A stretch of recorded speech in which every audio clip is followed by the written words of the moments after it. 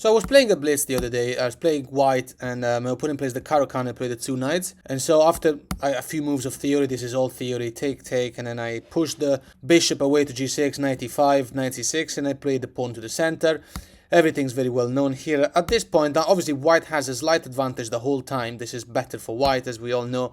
My opponent plays f6. It's a bit unusual, but I play h5. He goes back to f7, and I take. Now, this is slightly better for white.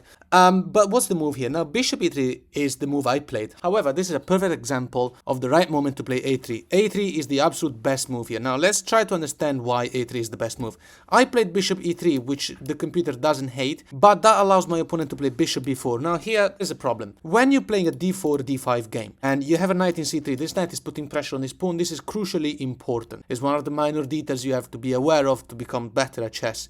So this knight's attacking that pawn. I don't want to lose this knight. And bishop b4 now is the best move by black. And now the black player has the possibility to just take this knight. And again, this is not that bad for white, but it's not the best move. Here I went on to play bishop d3, knight ge7.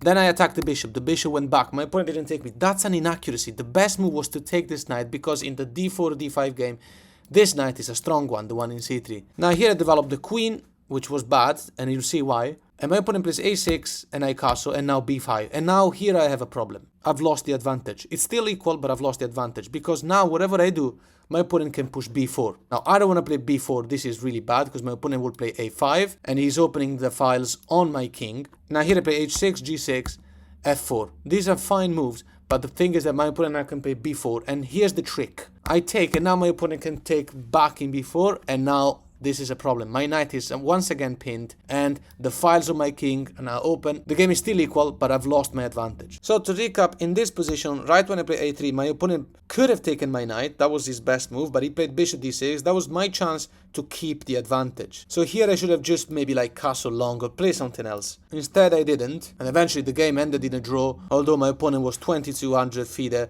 so that's fine. So the last thing to mention in this position, just to make it clear, it's a d4, d5 game. You've got a knight in c3, and your opponent just played e6, and is threatening to go and pin the knight, play a3.